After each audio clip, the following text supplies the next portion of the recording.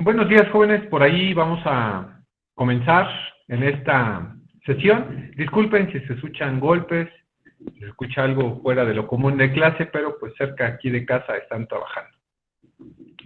Y vamos a comenzar, recuerden, con el valor jurídico de estos documentos notariales, sus efectos de estos documentos notariales y, bueno, en caso de que tengan que ser nulidad de, bueno, pues para esto recuerden que estamos analizando la ley del notariado, que, bueno, pues vamos a comentar este pequeño tema, es muy básico, vamos a analizarlo en la ley y en el reglamento, si es que así lo refiere. Bueno, en cuanto a esta parte del reglamento, no refiere ningún dato en cuanto a este valor jurídico, entonces nos estaremos abocando a lo que dice específicamente la ley.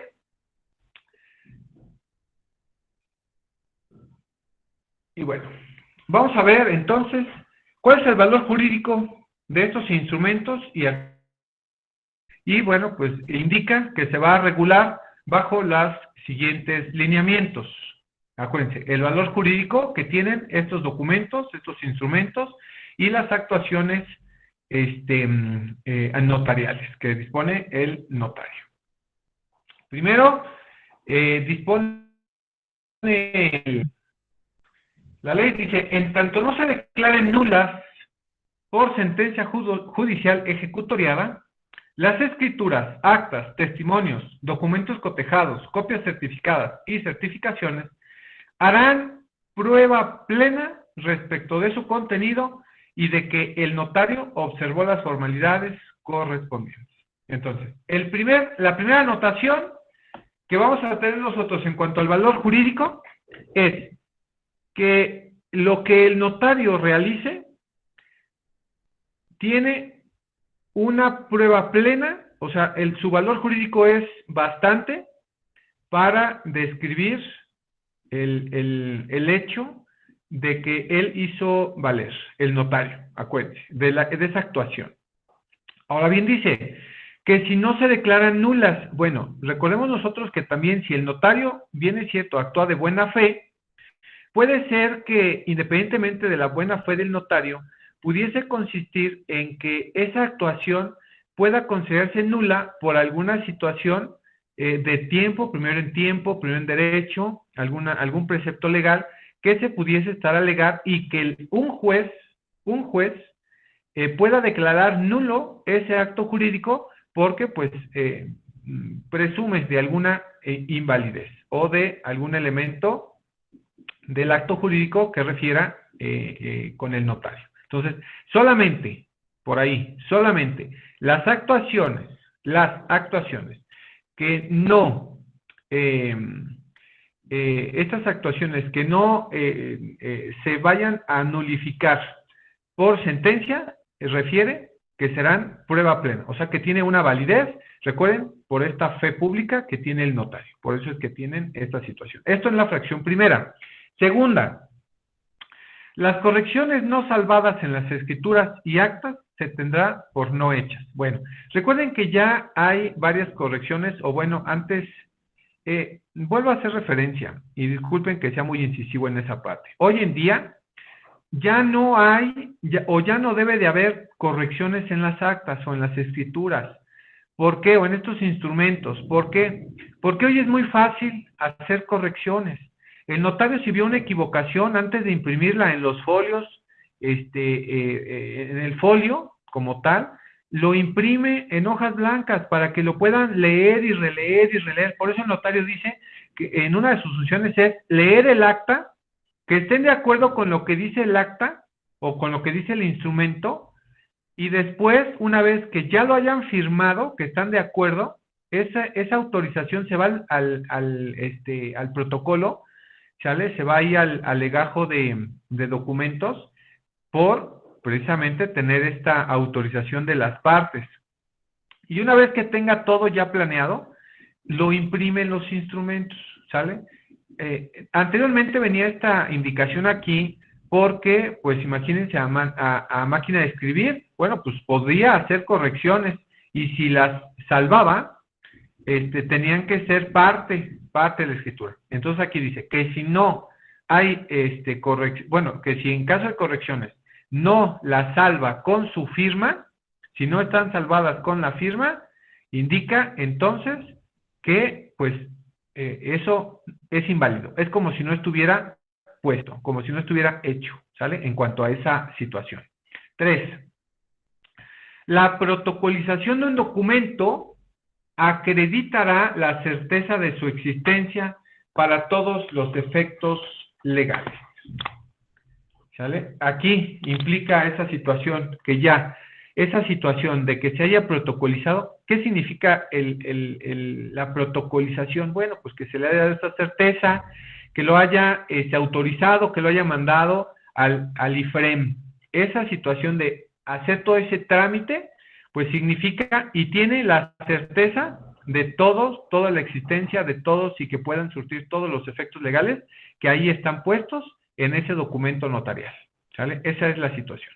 Que si ya está prácticamente protocolizado, es decir, que ya esté autorizado por el notario y que ya lo mande a inscribir, tienen toda la certeza, básicamente, de la inscripción, ¿sale? Del hecho que dispone ahí, ¿sale?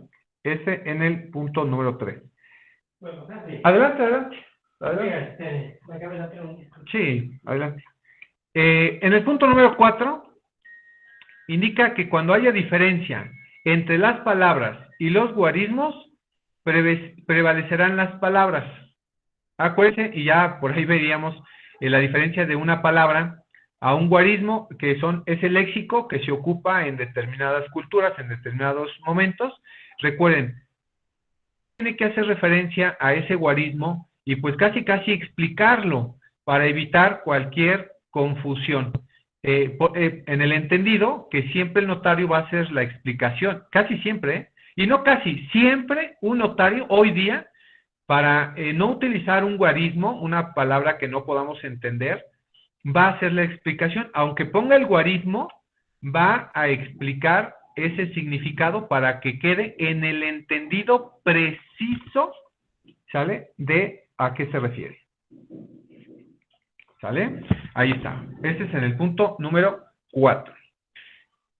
Después refiere, disculpen la música de fondo, si la escuchan, disculpen. Hace referencia que no contamos con los derechos de la música de fondo, pero pues no es propia, para que no nos quiten la clase del YouTube, ¿no? Sigo. Porque acuérdense que ya se los voy a subir a YouTube para que no tengan problemas de que si no la pudieron ver, de que no se pudo ver y demás. Por ahí, dejar esa referencia. Indica que estas escrituras y estas actas serán nulas, o sea, no tendrán esa validez. 1. Primero, si el notario autorante no está en el ejercicio de sus funciones al otorgarlas. Ojo, recuerden que vimos, dejen cierro la puerta. Acuérdense que vimos cuáles son las situaciones por las que un notario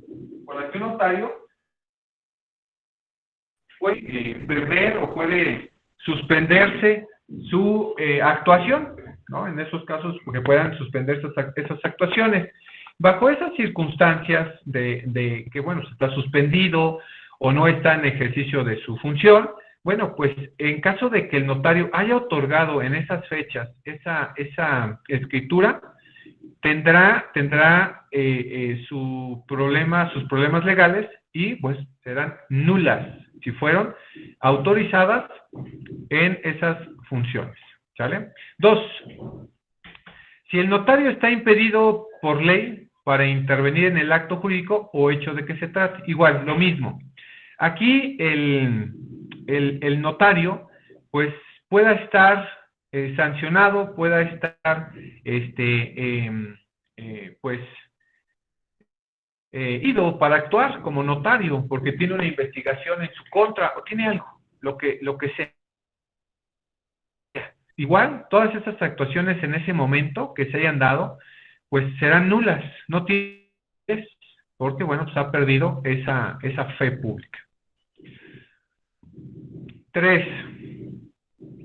Si son autorizadas en el territorio del Estado de México, bueno, acuérdense que cuando veíamos aquella clase de la función, de la actuación notarial, esas funciones, esas actuaciones de los notarios del Estado de México, única y exclusivamente serán válidas esas actuaciones, esas funciones, si son realizadas dentro del Estado de México. Y ustedes se preguntarán, ¿será posible? Sí, acuérdense que el notario puede hacer visitas y de esas visitas, de lo que él perciba, de esos hechos, que son las constancias de hechos, únicamente el notario podrá atribuir de esa circunstancia, de esos hechos, única y exclusivamente en el Estado de México.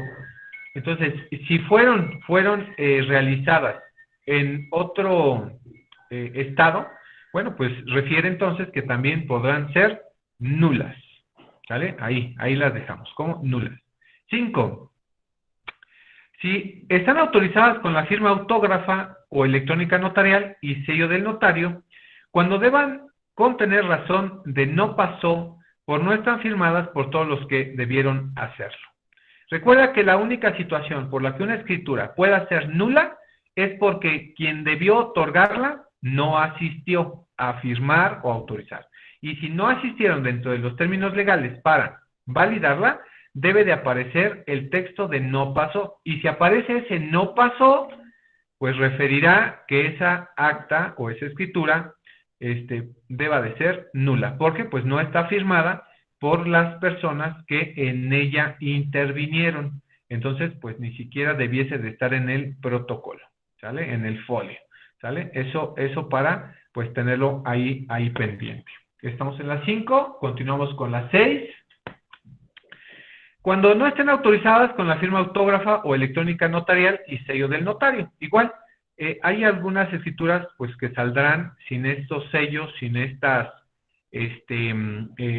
firmas, ya sea autógrafa o pueda ser electrónica. Si no están bajo esa indicación, bueno, pues tendremos en su caso este dato, ¿sale? De pues que serán nulas esas actuaciones, esas actos, esas escrituras.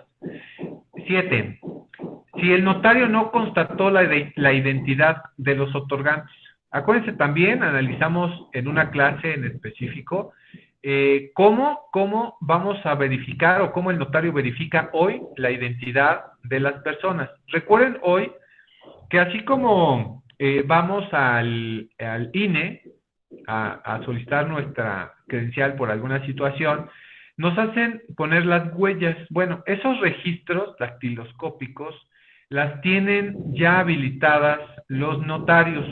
Entonces, no solamente verifican que tu credencial es válida, no solamente anteriormente hace unos 10 años, 5, todavía buscaban en la página del INE para validar si tu credencial era vigente y era válida.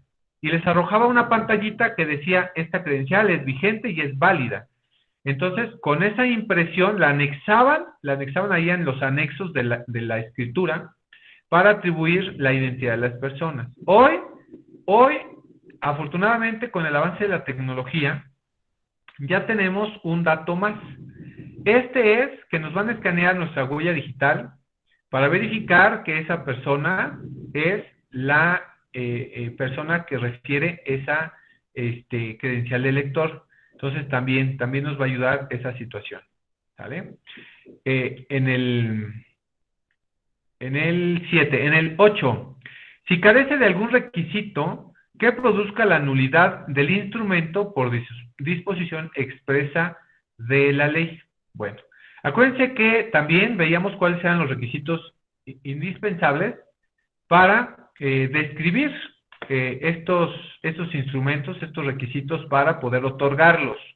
Entonces, si vemos que carece de algún requisito, puede producir nulidad, ¿sale? 9, cuando la actuación del notario sea consecuencia de violencia física o moral. Entonces, aquí igual, no se puede ejercer, acuérdense que los actos jurídicos y voy a salirme un poco de este tema porque estamos hablando de nulidad y tenemos que analizar entonces hechos y actos jurídicos para que ustedes sepan a qué se refiere cuando estamos actuando, porque finalmente lo que se está realizando es un acto jurídico ante un notario, pero a lo mejor el asistir con el notario produjo o fue a consecuencia de algún tipo de violencia, puede ser física o moral, y que debiésemos de nosotros poder observar a qué se refiere este tema de la violencia, de la nulidad, para verificar si puede haber, que es un acto inexistente, un acto nulo. En este caso, la ley del notario nos habla de la nulidad. Por lo tanto, entonces, estos efectos jurídicos, pues, no van a producir nada, porque precisamente, pues, hay nulidad. Y dice el artículo, bueno, este mismo artículo, dice, fuera de los casos, perdón, antes, con relación a lo dispuesto en la fracción 2, la fracción 2, haciendo este recuento, es no, dice, con relación a esa situación, solamente será nulo el instrumento en lo referente al acto o hecho cuya autorización no le esté permitida, pero tendrá validez respecto de los demás actos o hechos que contenga que no estén en el mismo caso. Específicamente, lo no salvado, lo que no esté salvado es lo nulo. Todo lo demás tiene validez. Y luego dice, fuera de los previstos en este artículo, el instrumento no será nulo, aún puede ser responsable por incumplimiento de alguna disposición legal. Entonces, ahí está. Si no pertenece la actuación a ninguno de estos efectos de la nulidad, entonces los actos jurídicos son válidos. Sin en cambio, el notario, acuérdense que tiene responsabilidad penal, en este caso. Dice, el cotejo, ahí, acuérdense que hablábamos de los famosos cotejos, que es solicitarle a un juez que verifique que esa copia es fiel del original. Para eso me sirve un cotejo, nada más. Dice, el cotejo acreditará la identidad del documento cotejado con el documento original exhibido, sin calificar sobre su autenticidad, validez o legalidad. Entonces, platicábamos de este tema en la sesión pasada, que hablábamos de los famosísimos, o antepasada, de los cotejos. ¿Qué significaba un cotejo? Y que hoy los notarios decían, es que me debes de traer un contrato notariado. Bueno, no confundamos esta situación. El notario no te va a notariar ningún contrato, porque, bueno, pues el hecho es de que se lleve a cabo la escritura ante la fe del notario. Por eso es que no te va a notariar nada. Que pueda tomar en cuenta ese contrato, sí, claro, eso es lo que dio origen a la escritura, pero hasta ahí, no equivale un dato más allá. Por eso es que hoy todavía la gente sigue diciendo, es que un contrato notariado. No, lo único es ir a firmarlo ante su presencia del notario para que tenga pues una validez, una reciprocidad, únicamente. Cuando habla del cotejo, y que hablábamos nosotros de un cotejo, que es únicamente cotejar que ese documento es una copia fiel del original, es decir, que fue sacada exactamente del original. Pero nos dice aquí este artículo que independientemente de que el notario coteje un documento, el cotejo no refiere que el notario verificó su autenticidad, dice su validez o su legalidad. No significa que el notario sea responsable de verificar que ese documento que él está cotejando, porque únicamente está dando un cotejo, está refiriendo una copia certificada de ese documento para que sirva con las veces de ese documento original, sin identificar que fue original, fue legal, válido, auténtico y demás.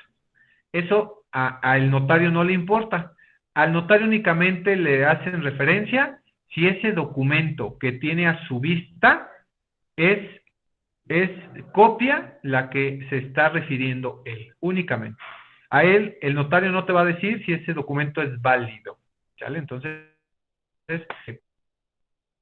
por ejemplo, yo saco una cédula falsa, ¿no? Al sacar la cédula, voy y la cotejo. bueno, pues el notario va a identificar que es una cédula y sacó un cotejo y que estaba registrada a como está dispuesta ahí en en el acta. Entonces, es lo único que le vamos a dar esa validez, ¿sale? Lo único.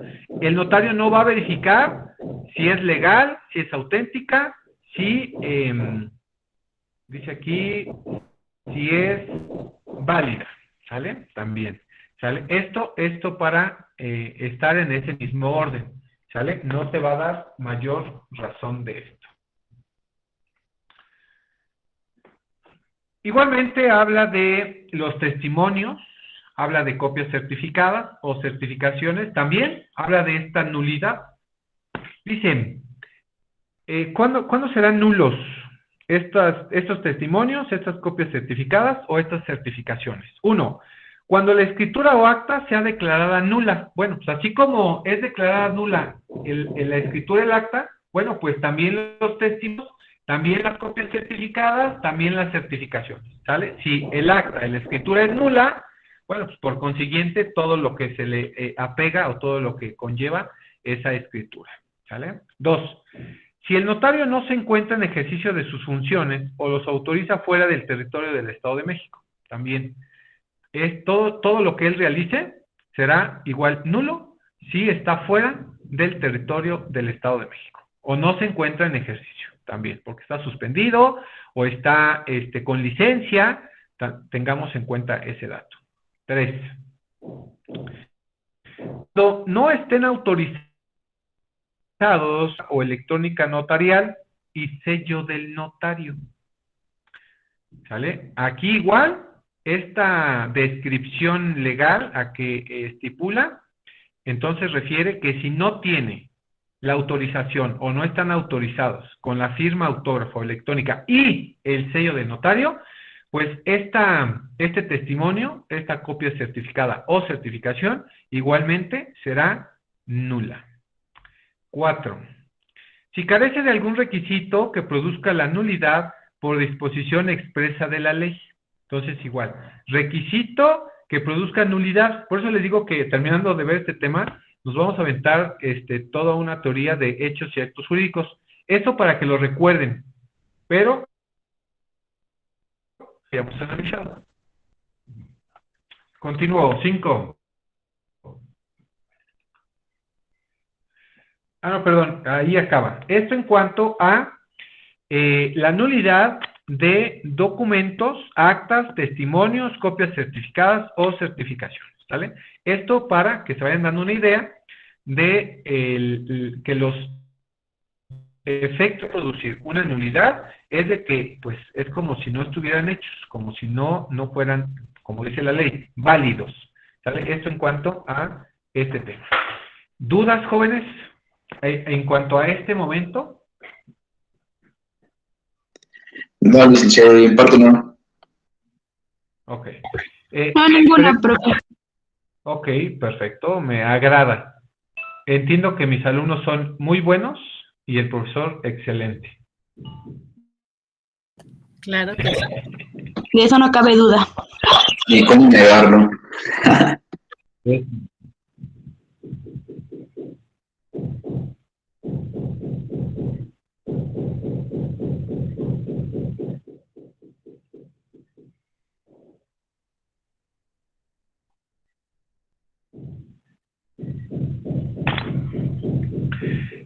¿Recuerdan ustedes que ya vimos este tema de hechos y actos jurídicos? ¿Sí recuerdan?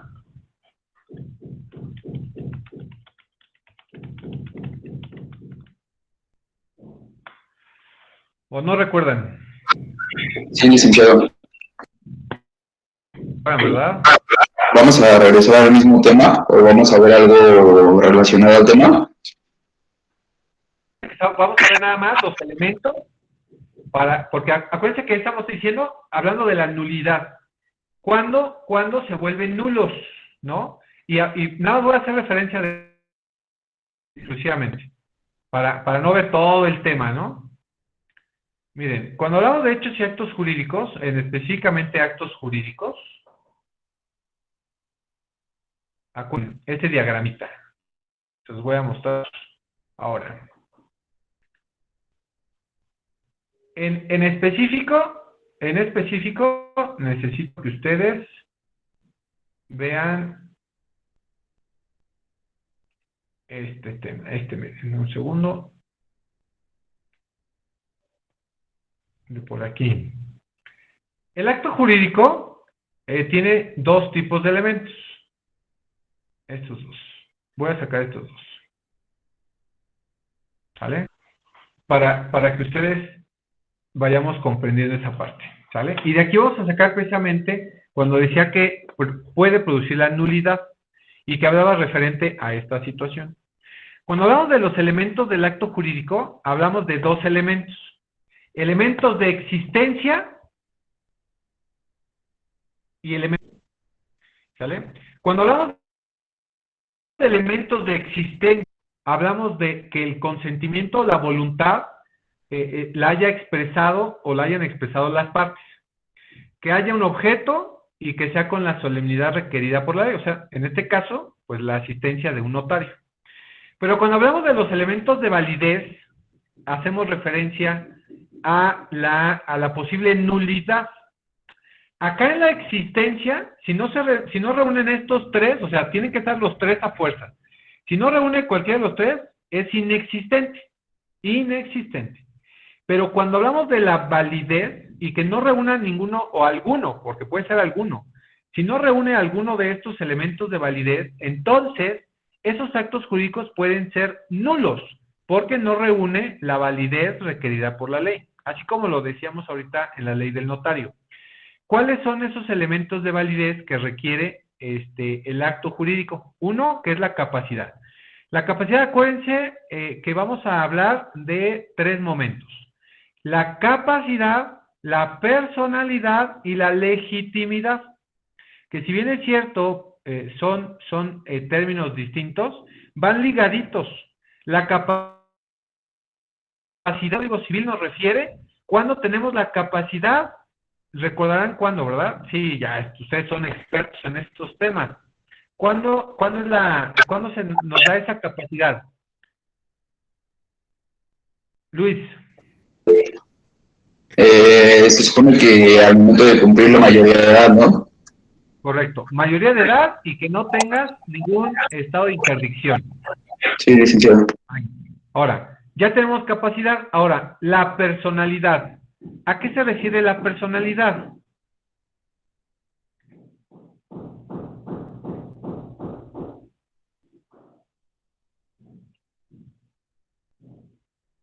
A ver, personalidad. Adelante. Podría ser no, permíteme, licenciado, se me olvidó la palabrita. Ahorita le vuelvo a levantar la mano. A ver, ¿alguien?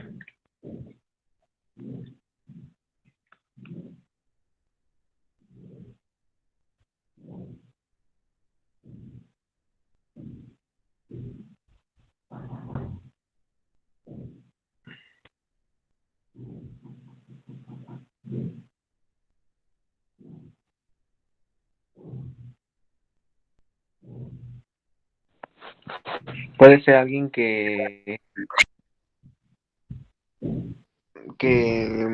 bueno, como que persigue un bien social, un fin social, mejor dicho, con un fin de lucro.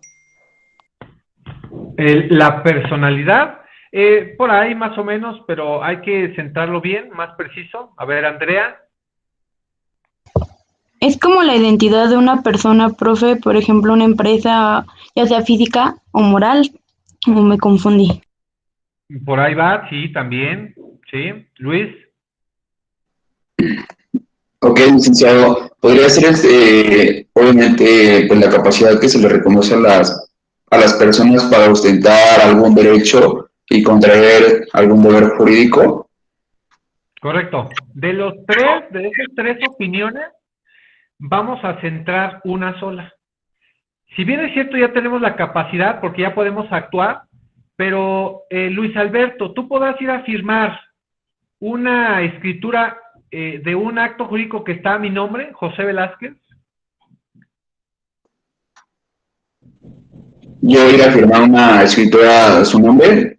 No, la verdad no, licenciado, sí. Yo digo que no, porque si está su nombre, yo no tengo esa capacidad para poder hacerlo. Ojo, no es capacidad, es personalidad. Lo que tú no tienes es personalidad, porque capacidad sí tienes 18 años, ¿no? Capacidad sí tienes, personalidad no.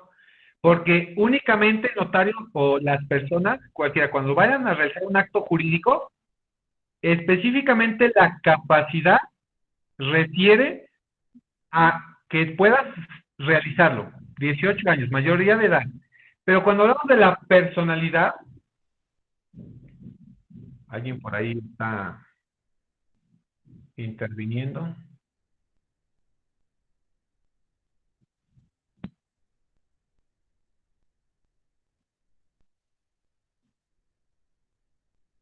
¿Alguien por ahí tiene su micrófono encendido?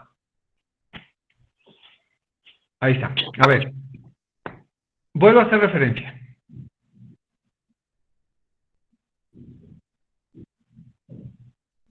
No. Ojo, voy a volver a hacer referencia. Si una propiedad está a mi nombre, una propiedad está a mi nombre, refiere que yo soy el único que puedo ir a firmar pues ese acto jurídico, porque finalmente estoy yo como propietario. Entonces, si hablamos de la personalidad, refiere que únicamente puedo hacerlo yo, ¿sale? O puede hacerlo otra persona a mi nombre, pero esa persona que lo hace a mi nombre, no lo hace a nombre de él. Él tiene la personalidad de hacerlo, pero lo hace a mi nombre, ya sea con dos elementos. Con el poder notarial que me represente, o dos, con un contrato de mandato, que si bien es cierto, él lo realiza, pero lo realiza a mi nombre, ¿sale? Son las únicas dos opciones que podemos actuar con la personalidad requerida por la ley. Por eso es que el notario refiere la identidad. Ok, pues viene una persona y se dice ser tal, a ver, pásala al registro de identidad para verificar que efectivamente es la persona que refiere ser. Entonces, ahí refiere esa identidad, esa personalidad. Y al final, lo que es la legitimidad. Cuando hablamos de la legitimidad, estamos hablando precisamente de hacer algo en beneficio propio. Por eso es que estos tres términos van ligaditos. ¿Tienes la capacidad? Sí. ¿Tienes la personalidad? Sí. ¿Tienes la legitimidad para hacerlo a tu nombre? Sí. Entonces van ligaditos. Esta capacidad, personalidad y legitimidad. No se les olvide nunca. 2. La ausencia de vicios. Acuérdense, elemento de existencia. ¿Se dio el consentimiento o la voluntad? Sí. Ok. Fue con ausencia de vicios el conseguir el consentimiento o la voluntad. ¿Sí o no? ¿Y a qué se refiere este tema? Bueno, esta parte de la ausencia de vicios, voy a regresar. Aquí, regreso. Y esta parte de la ausencia de vicios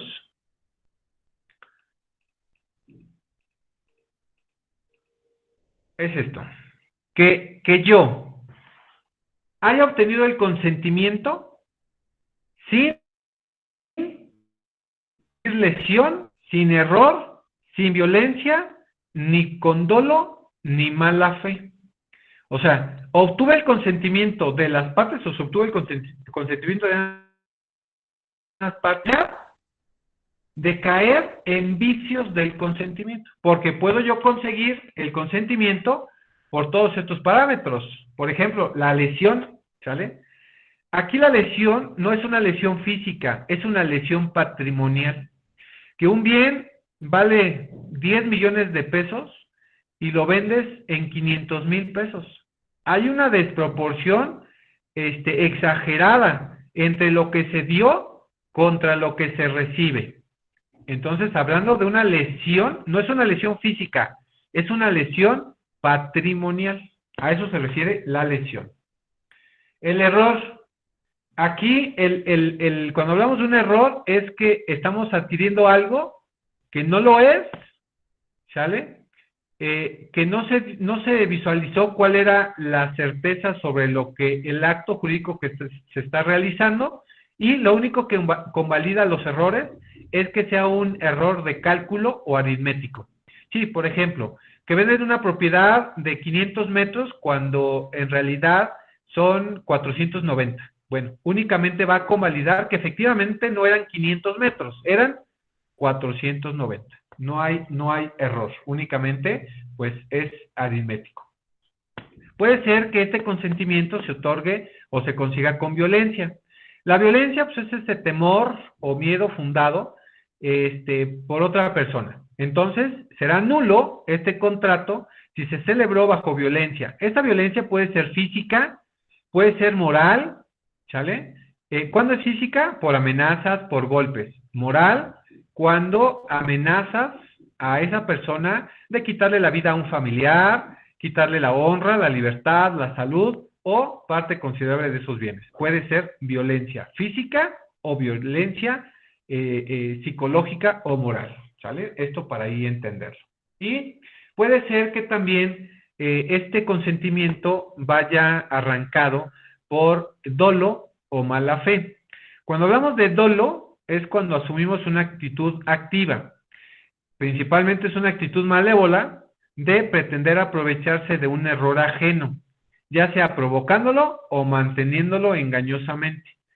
Nosotros en materia civil lo conocemos como dolo, y en materia penal se conoce como fraude. Ese es el dolo.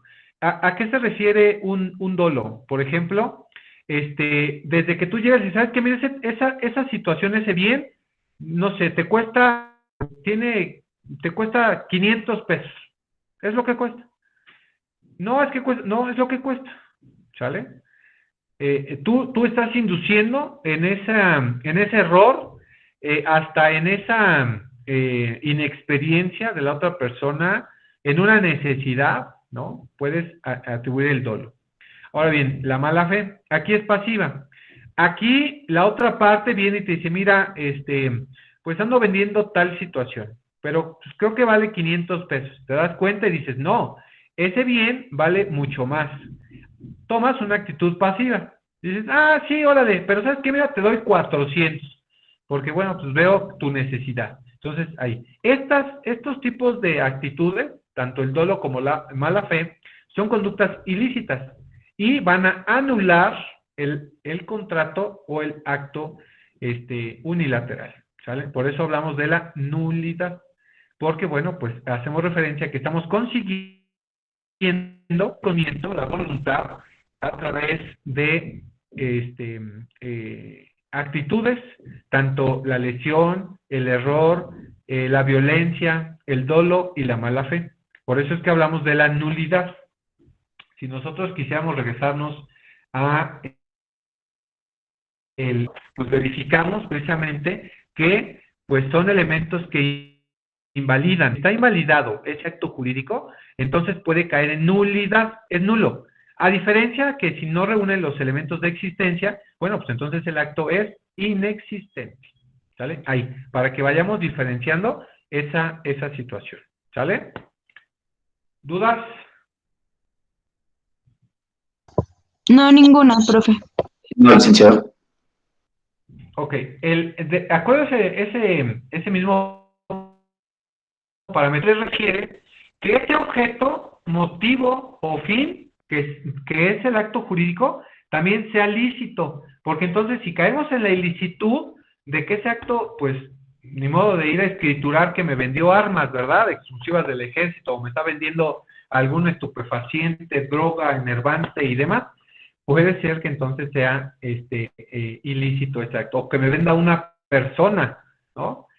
Bueno, la trata de personas, ¿no? Por eso entonces hablamos de elementos de validez y por consiguiente estamos atribuyendo que esos actos son inválidos y pueden caer en la nulidad, ¿sale? Y al último, bueno, pues en el caso de las formalidades, que bueno, ya lo sabemos, que tengan que tener cierta situación. En el campo del notario, bueno, recuerden que todo lo que realice el notario tiene que estar en un protocolo, tiene que estar escrito en un folio, en una escritura, en un acta, en un instrumento notarial. ¿Sale? Esto para que verifiquen esta parte. Hablando específicamente de actos jurídicos y pues ahora como nos refiere el código que estos actos jurídicos cuando se trata de bienes inmuebles específicamente, pues tengan que ser ante el notario público. Entonces estos actos jurídicos tienen que tener cierta solemnidad requerida por la ley.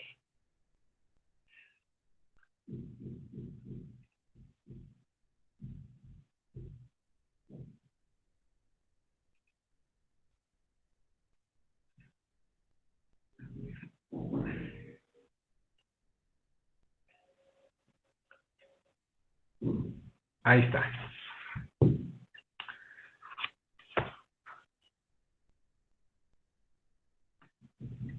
Para finalizar, sí, yo creo que para finalizar la clase de hoy, y que va a ser situación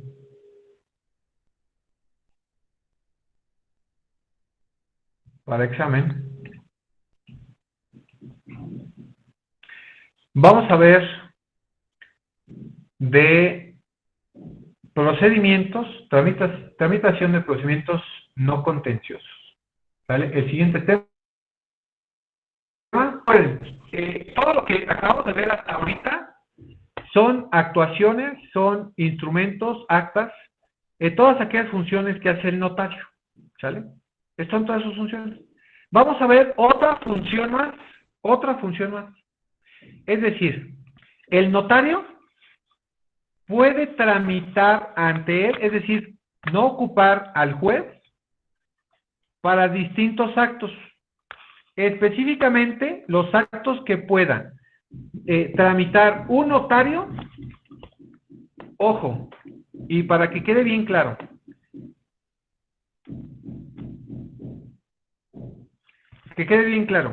el notario únicamente puede tramitar procedimientos que no tengan litigio en su nombre, no contenciosos.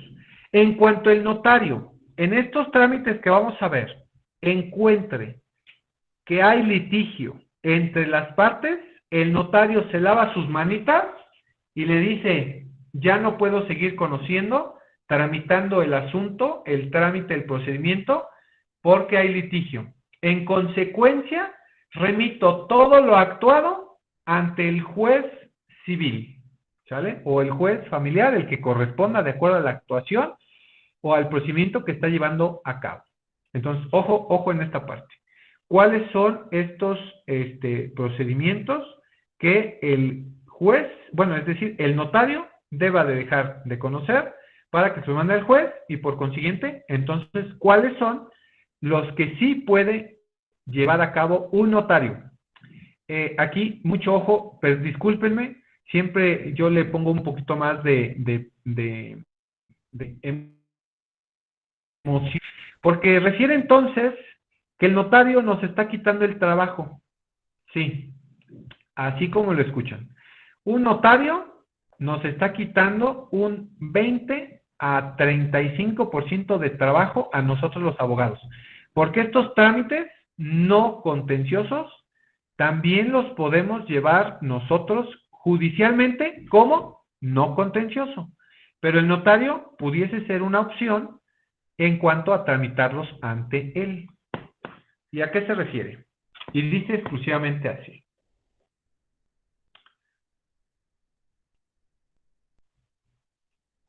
Dice, solo los notarios de la entidad de que se trate pueden auxiliar judicial del Estado para conocer los procedimientos no contenciosos establecidos en la presente ley conforme a las previstas en los códigos administrativos y procedimientos civiles del Estado de México. ¿Cuál es su intención? De que el Poder Judicial refiera darle facultades al notario para que desarrolle estos procesos.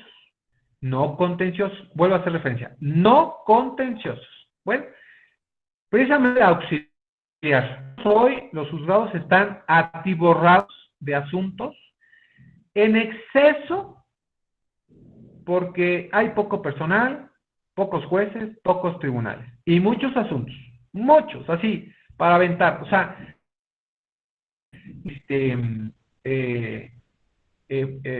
trabajo, mucho, ¿sale?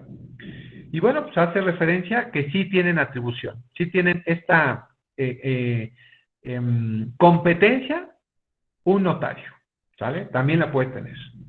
Y dice, ¿qué procesos puede desarrollar un notario? Dice, los procedimientos no contenciosos que podrán tramitarse ante notario a elección de parte interesada, o sea, el notario nunca va a decir, yo te lo llevo, no, o sea, sí lo hace, pero no te lo exige, porque sabe que puede ser ante notario o ante un juez. Serán los siguientes. 1. Los procedimientos sucesorios testamentarios y los procedimientos sucesorios intestamentarios. La diferencia en el testamentario es que existe un testamento y en el intestamentario es que no existe testamento. En cualquiera de los dos pueden ser no contenciosos. Pero en cuanto a una de las partes, uno de los herederos, sucesores o como le quieren llamar, esté en desacuerdo con los demás, ahí acaba el procedimiento no contencioso y se vuelve litigio. Y entonces el notario debe de dejar de conocer y lo debe de mandar con el juez familiar. Para que el siguiente artículo. El notario conocerá de estos procedimientos en tanto subsista el acuerdo entre los solicitantes, debiendo dejar de conocer del mismo si hay alguna oposición o controversia. Y aquí me gustaría ponerle así. Fíjense lo que voy a hacer. Aquí grandote le voy a poner. A ver si me deja. Le cambio el color, así. Exista litigio. Ahí está.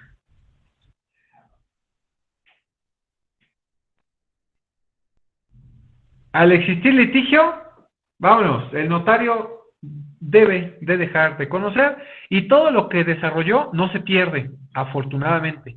No se pierde, te va a cobrar los honorarios por las partes que se hayan desahogado y lo va a mandar todo al juez familiar para que entonces un juez familiar continúe con el juicio sucesorio testamentario o intestamentario. O sea, ahí va a ser. ¿Cuál es la eventualidad del por qué el notario empieza estos juicios sucesorios? Principalmente los testamentarios, porque el notario tiene ahí el testamento, o con ese notario hicieron el testamento. Entonces, pudiese ser esa situación. ¿Sale? Ahí está. En la tramitación de los procedimientos señalados en este capítulo, deberán cumplirse las formalidades y disposiciones establecidas en el reglamento y en otros ordenamientos procesal civil. El reglamento de la ley del notario, que ahorita analizamos brevemente. Esto para que te esa disposición, ¿sale? Para esa parte.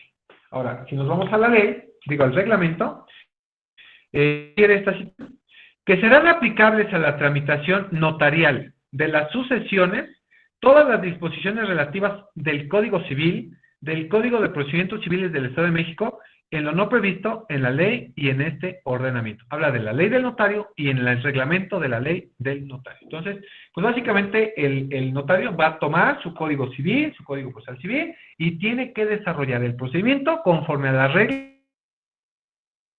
hechos sucesorios. Ahí para que ustedes lo tengan ahí en pendiente. El primer procedimiento que va a desarrollar el notario, pues va a ser el sucesorio testamentario. ¿Sale? ¿Cuál va a ser como que el requisito ideal para este procedimiento? Bueno, pues el requisito indispensable es cuando exista un testamento.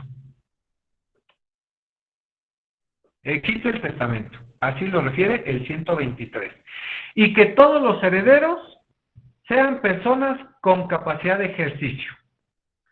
El procedimiento sucesorio testamentario podrá tramitarse ante notario. Entonces, hay otro requisito indispensable, que el de cuyos haya dejado el muerto, haya dejado un testamento, y dos, que los herederos o los sucesores sean mayores de edad. Si hay un menor de edad, el notario no puede conocer, porque entonces tiene que conocer un juez familiar, porque tiene que mandar a llamar al Ministerio Público para que el Ministerio Público represente los derechos de ese menor de edad.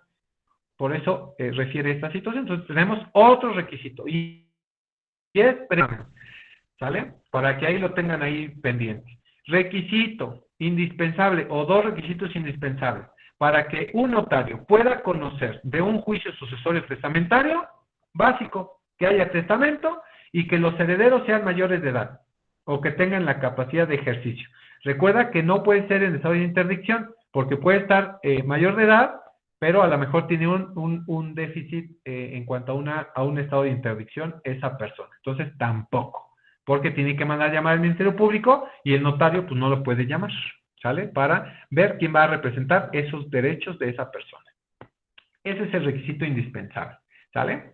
Así, importantísimo. Bueno, si en su caso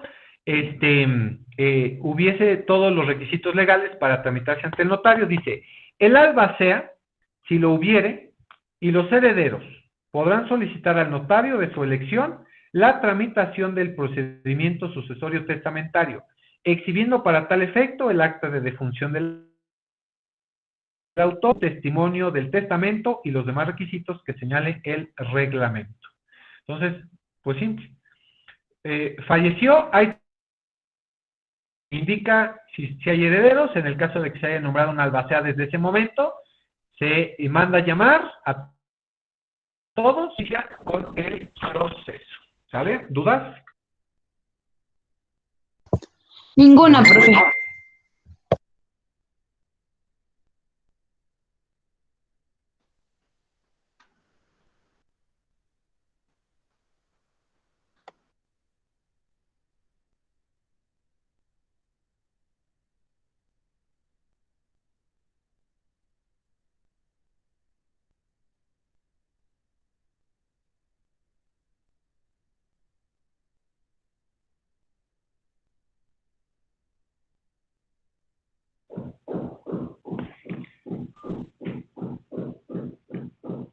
Un segundito, por favor.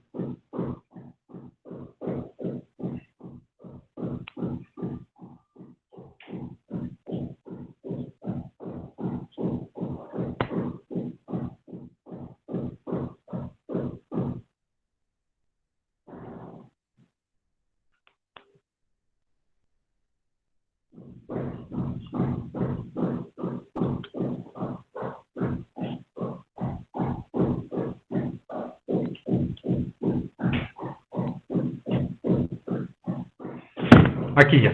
Bueno, entonces ya tenemos esa situación. ¿Cómo debemos iniciar este procedimiento? Adelante, Luis, discúlpeme, no lo había visto.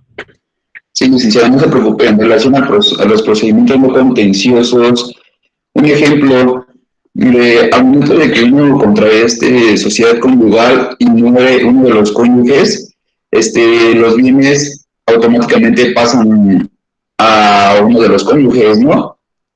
Sin necesidad de que haya testamento, o tiene que haber testamento. No. Ok, y para eso se puede tramitar entonces un juicio no contencioso como el que nos acaba de explicar, para que ahora sí se pase ese derecho a uno de los cónyuges, ya así literal. Porque es que estaba leyendo, por ejemplo, en un apartado que es el artículo 4.44, menciona que la administración del patrimonio común promete un cónyuge, pero nada más menciona que tendrá la posesión y la administración.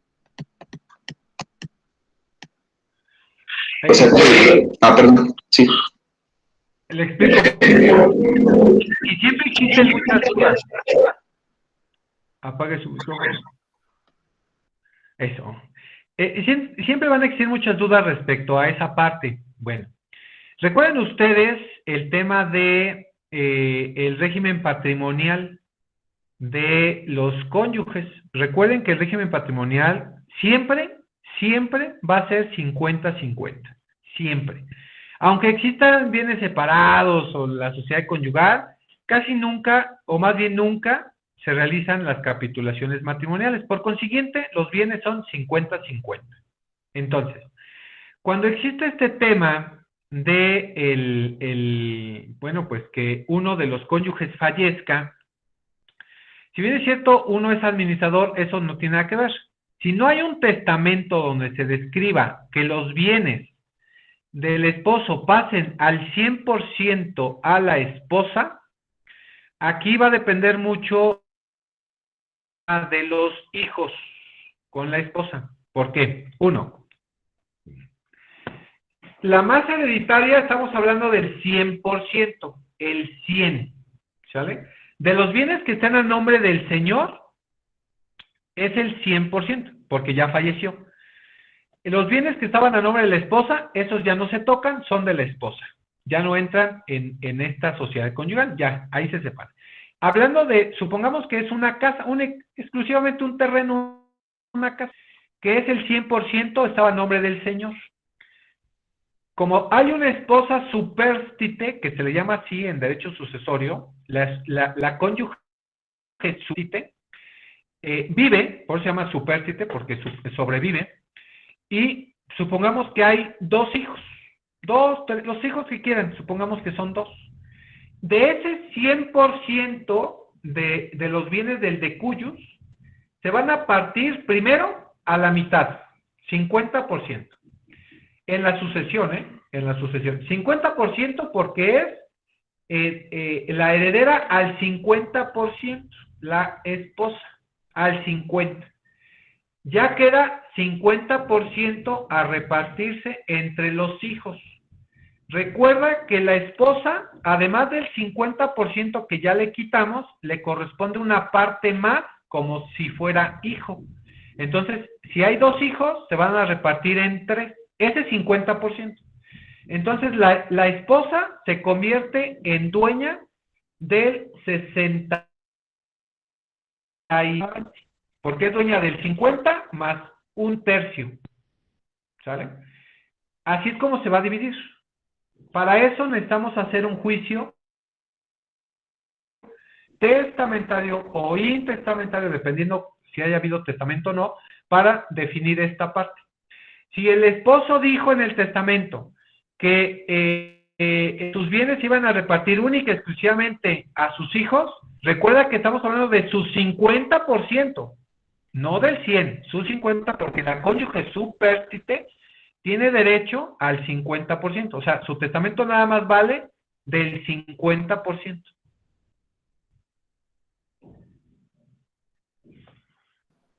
Ah, ok. Sí, esa era mi duda respecto al tema, licenciado, pero ya me quedó un poquito más claro. Un poquito no, ya me quedó completamente claro. Muchas gracias.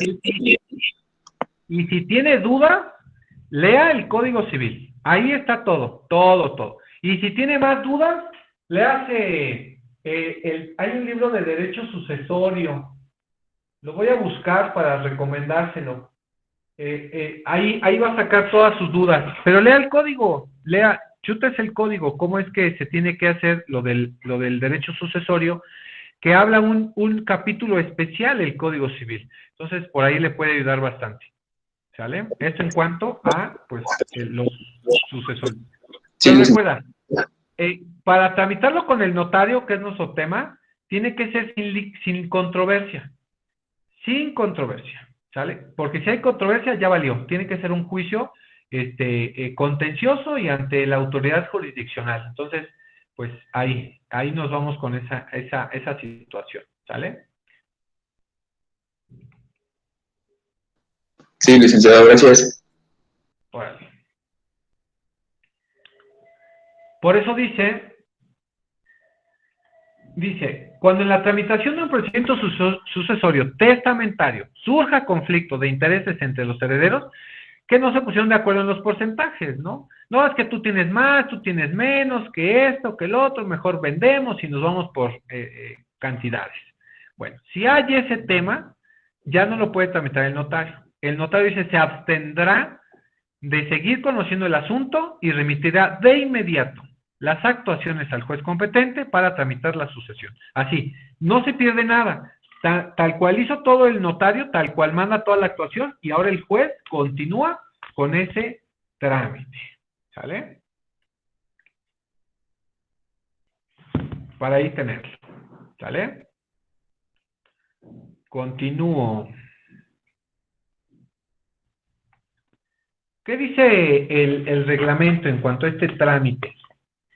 Dice, cuando en un testamento todos los herederos instituidos sean personas con capacidad de ejercicio, la testamentaria podrá tramitarse ante notarios siguiendo el procedimiento establecido por el Código de Procedimientos Civiles. Bueno, ahí ya, ustedes ya lo conocen porque ya vieron derecho familiar. Y ahí viene cómo se tramita, y además derecho procesal civil, ya vieron cómo se tramita un juicio sucesorio, sus etapas, sus procedimientos y demás.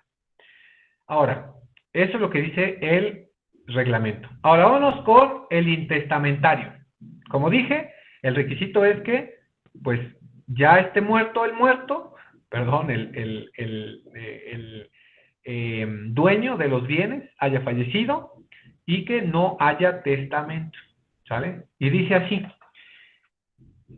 cuando todos los herederos sean mayores de edad y no exista conflicto de intereses entre estos, el procedimiento sucesorio intestamentario podrá tramitarse ante notario. Ahí está. Muy, muy claro. Los presuntos herederos, de acuerdo con el orden de prelación que establece el Código Civil del Estado de México, podrán solicitar al notario de su elección la tramitación del procedimiento sucesorio intestamentario, exhibiendo para tal efecto el acta de defunción del autor de la herencia y los documentos del registro civil o las pruebas que legalmente acrediten su entrocamiento con este. ¿Quiénes son estos elementos del orden de prelación? Bueno, el orden de prelación es la cónyuge, los hijos. Si ya no hay cónyuge ni hijos, los nietos. Si no hay descendencia, los hermanos. Si no hay descendencia, los papás. Es el orden de prelación de quien debe de pedir y solicitar el juicio sucesorio, en este caso el procedimiento sucesorio intestamentario ante notario, porque no existe controversia. ¿Sale? Si hay controversia, pues ante el juez. Es la única diferencia que existe entre uno y otro. Y igualmente, en caso de inconformidad de cualquiera de los presuntos herederos o sucesores, o de un tercero con la tramitación del procedimiento sucesorio intestamentario, el notario se abstendrá de seguir conociendo y remitirá de inmediato las actuaciones ante el juez competente para tramitar la sucesión legítima, que es exactamente lo mismo que una sucesión intestamentaria. Se llama o sucesión legítima o sucesión intestamentaria. Y dice el reglamento, a petición de todos los presuntos herederos, cuando sean personas con capacidad de ejercicio y no exista controversia alguna, el notario radicará la sucesión intestamentaria. Misma situación. Si existe alguien menor de edad que no tenga la capacidad de ejercicio, no podrá conocer el notario, tendrá que ser un juez entonces. Esto, recuerda que para solicitar el juicio sucesorio o el procedimiento sucesorio ante notario, deban estar todos los presuntos herederos. Si son 4 hermanos, 4 hermanos. Si son 4 hermanos y la cónyuge, 4 hermanos y la cónyuge. Todos, sin excepción. En la escritura de radicación del notario hará constar, eso dice el reglamento, el consentimiento de todos los presuntos herederos para que la sucesión se tramite notarialmente, manifestando bajo protesta de decir verdad que no tienen conocimiento que además de los que están compareciendo exista otra persona con derecho de heredar. Sí, claro, yo tengo 2 hermanas, si quiero iniciar mi procedimiento yo lo inicio y digo que no conozco a alguien más que sean mis hermanas, que ya después aparezcan, es otra cosa, pero de momento no tengo más. Puede ser que yo pueda tramitar como único heredero, que luego hacen eso, Los abogados hacen eso, ¿eh? Vamos a tramitar como hijo único y tramitan como hijo único. Problema, ojo, problema. 2, que le fueron exhibidos la partida de defunción del autor de la sucesión, o sea, el acta de defunción, y los documentos del registro civil con que acrediten su entrocamiento, es decir, que somos los parientes, ¿no? Somos hijos, somos hermanos, somos nietos, somos sus padres, dependiendo. Radicada la sucesión, el notario recabará del archivo, el registro público y del archivo judicial informes sobre la existencia de testamento, si de los informes se desprende la inexistencia de testamento. Hará 2 publicaciones en un extracto de la escritura con un intervalo de 7 días hábiles en el periódico oficial Gaceta de Gobierno y un diario de mayor circulación nacional. Sí, ojo, pues yo puedo ir y decir, no, pues es que no dejó testamento e inicia la sucesión intestamentaria, pero, ¿qué pasa si después aparece un testamento? No, ojo, tanto el notario como el juez tienen que verificar que efectivamente no hay testamento. ¿Cómo lo van a hacer? Ah, bueno, pues mandan investigar si existe un testamento. ¿Cómo lo van a hacer? Mandando unos oficios para que informe, como dije, el registro civil, no, perdón, manifieste el registro público, el archivo el archivo general de notarios, ahí es donde se registran, y del archivo judicial. Todos estos 3, todos te cobran. O sea, hay un costo por emitir ese informe. El de aquí del IFEM de Cuautitlán, si murió aquí, creo que te cuesta 700 pesos. El del Archivo General de Notarías, 1,500. Y el del archivo judicial, del Poder Judicial, judicialmente, te cuesta creo que 1,600. Estos 3, si no tienes estos 3 informes, no va a continuar tu proceso. Tienes que esperarte a que salgan, tanto ante el notario como ante el juez, obligatoriamente, ¿sale? Y, bueno, pues como refiere, si de los informes se desprende la inexistencia de un testamento, aparte, tienes que mandar al diario oficial del Estado de México, que es la Gaceta del Gobierno, y en 2 de mayor circulación, tienes que mandar un extracto para buscar si hay un testamento, ¿sale? Así lo informa, ¿sale? Para saber que no hay otros herederos y que si no hay testamento, ¿sale? Para entender esta parte, ¿sale? Sí, decirles, cuando no hay problemas en una situación de sucesiones, lo que yo hago para no hacer tanta situación y que a lo mejor ya el abuelito vendió todo, les dio a los hijos y vive la abuelita, lo que yo hago es lo siguiente, es un truco, ni modo, se los voy a decir aunque se vaya esto a la red. Lo que yo hago es sacar únicamente a trámite con la esposa como única heredera, para que no vengan todos. Ella, al ser la albacea, porque se tiene que nombrar albacea, para que les escriture a los demás, les va a salir más barato que una adjudicación, que si aparecen todos, que quieren adjudicarse todo, la verdad es que les va a salir más barato el arreglar a través de la albacea que la adjudicación. Eso es más fácil. Se los dejo en, ¿sale? Ahí, si quieren ustedes llevar un juicio sucesorio, pues adelante, lo pueden hacer mientras no tengan su cédula, yo les apoyo. Vemos cómo lo hacemos, ¿sale? Ahí lo dejamos pendiente.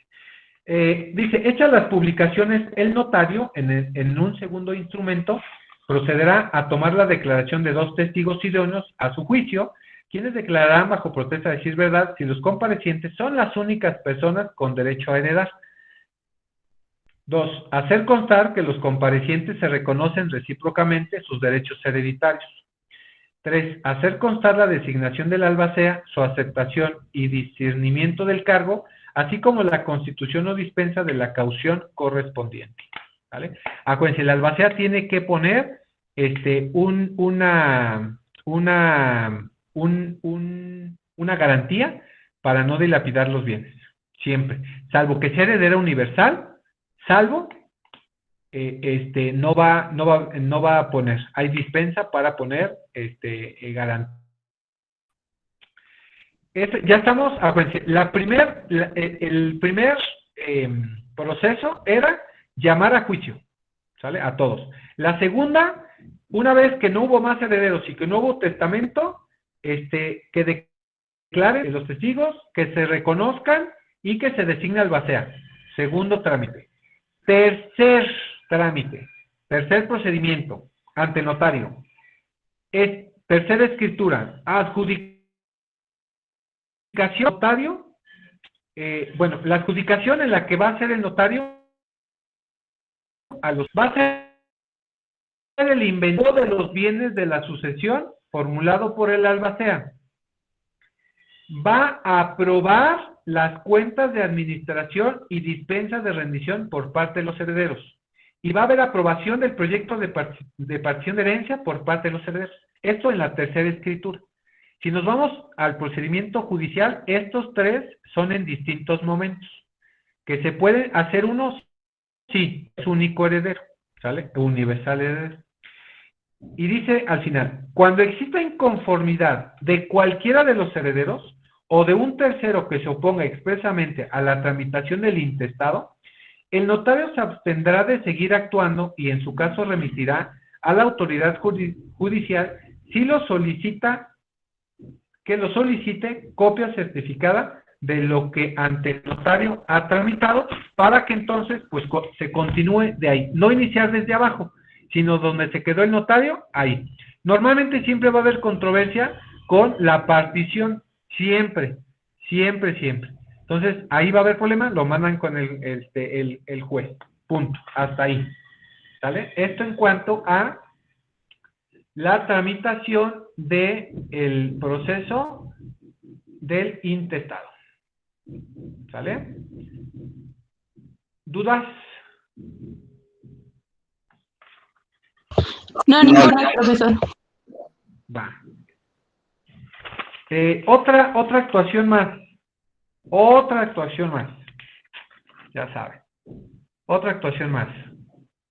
Del notario. El notario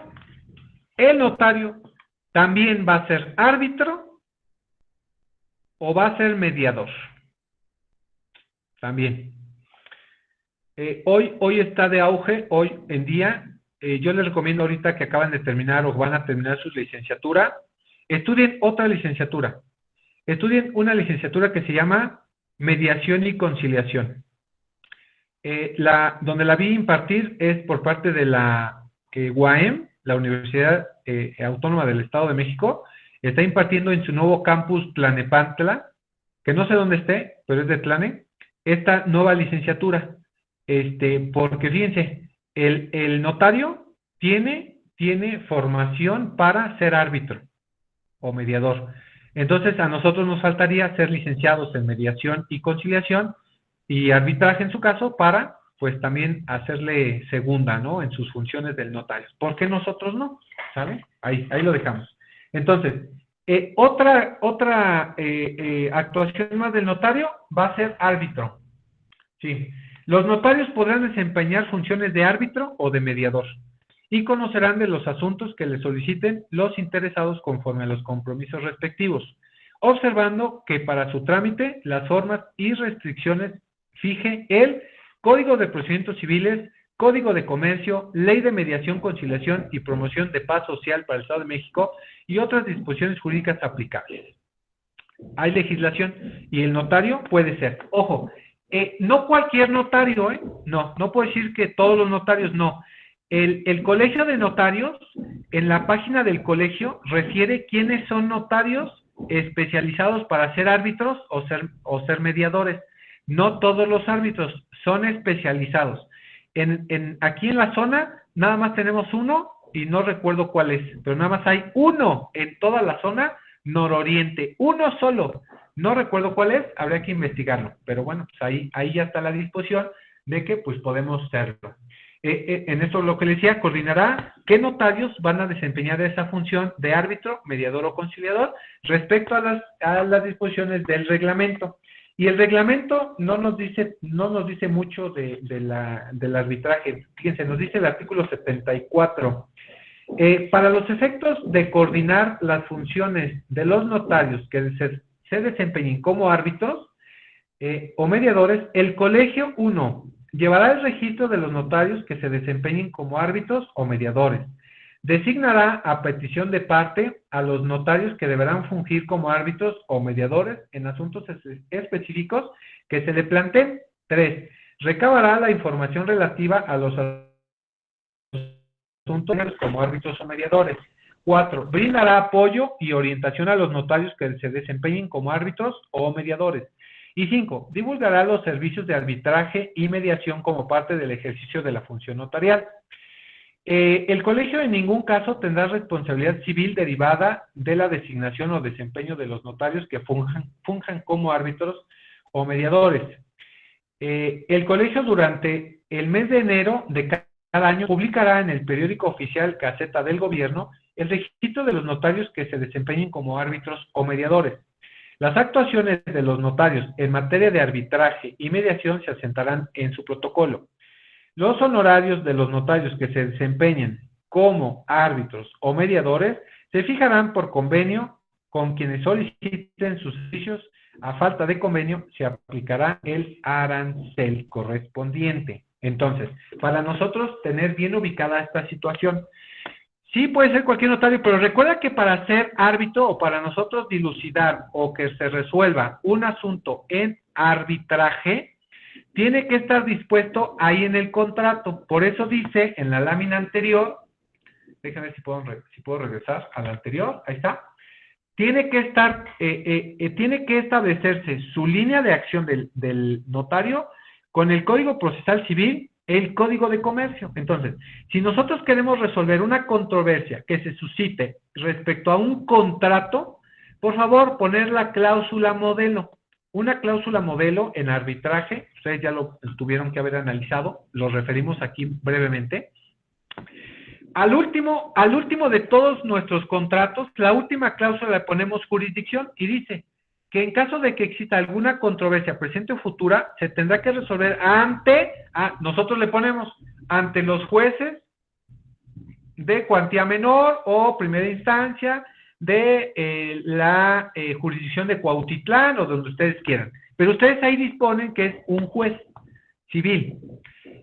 Si ustedes quieren o el cliente quiere que esa resolución la realice un notario, ponerla ahí. Decirle al cliente, a ver, en el caso de alguna controversia, existen dos, o un juez o un árbitro. ¿Qué quieres? ¿Tenemos árbitros? Sí. Tenemos los notarios. ¿Sale?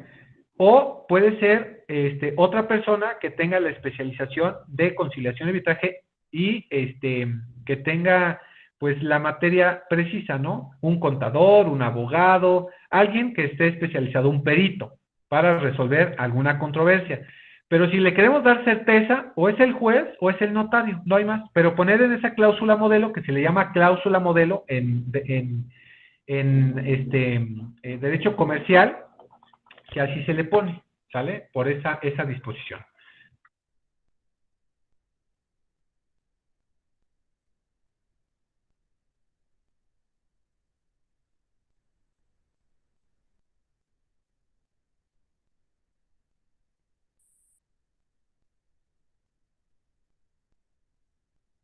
Entonces, tengamos en cuenta esa situación, para evitar cualquier duda, cualquier circunstancia, ya sea cláusula modelo, especificar árbitro o juez, que básicamente es para contratos mercantiles, principalmente.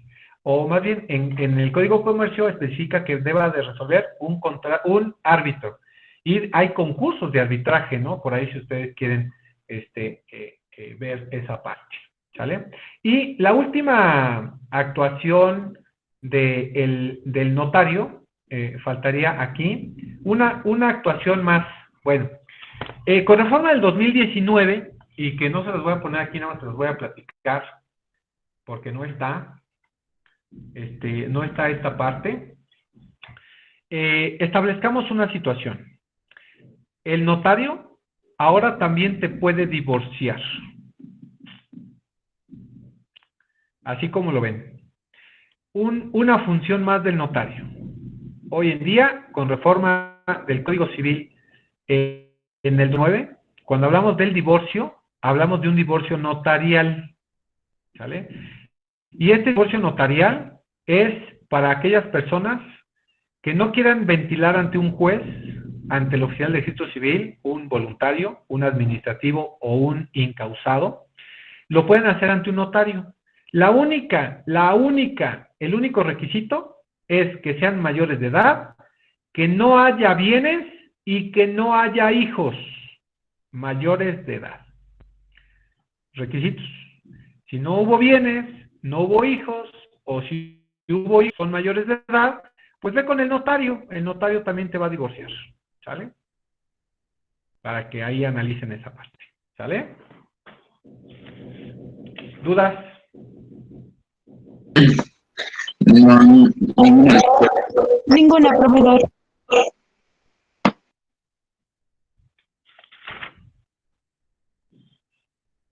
Y bueno, ya habíamos hablado de este tema de las instituciones del notario.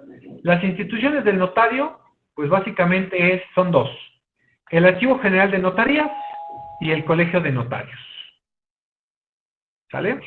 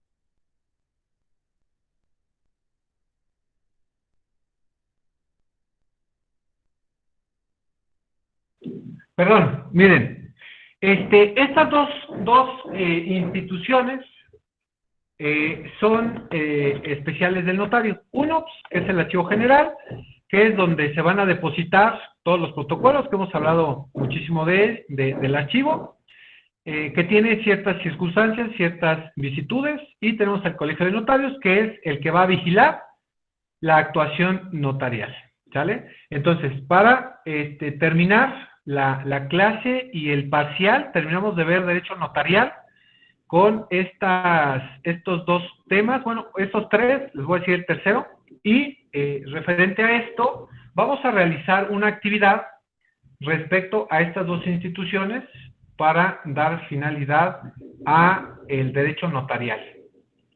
Porque acuérdense que tenemos el de derecho, derecho registral, que es el otro tema, ¿no? Que tenemos que ver. Entonces voy a dejar aquí una actividad.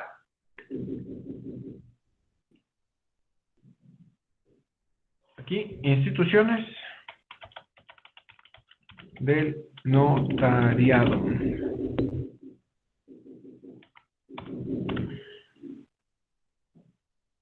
Realizar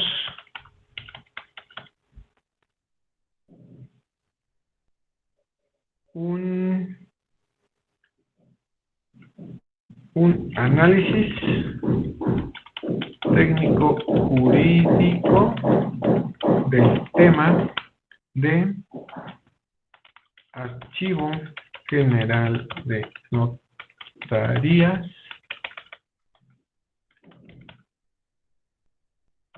Colegio de Notarios,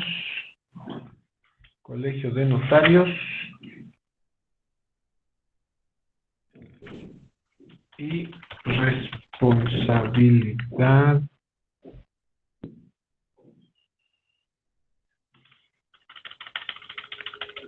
y supervisión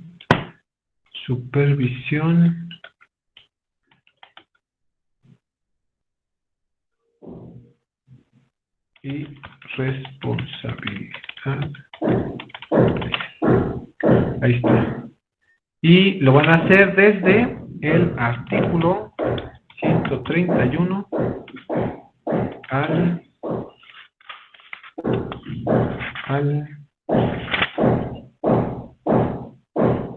160.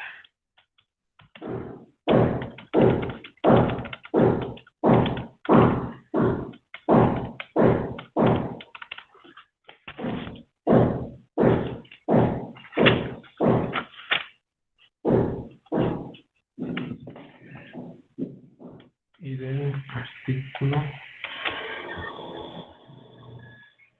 79 al 160.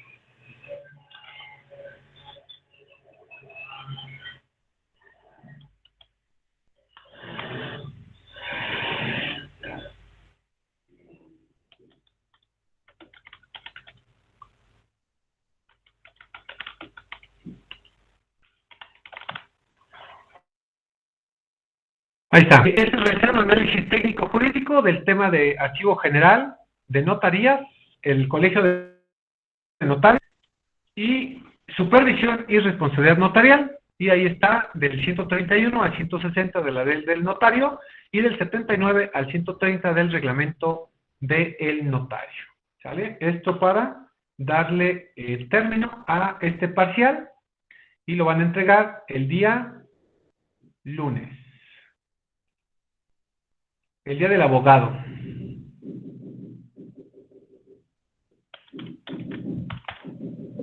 Hablando de... Muy bien.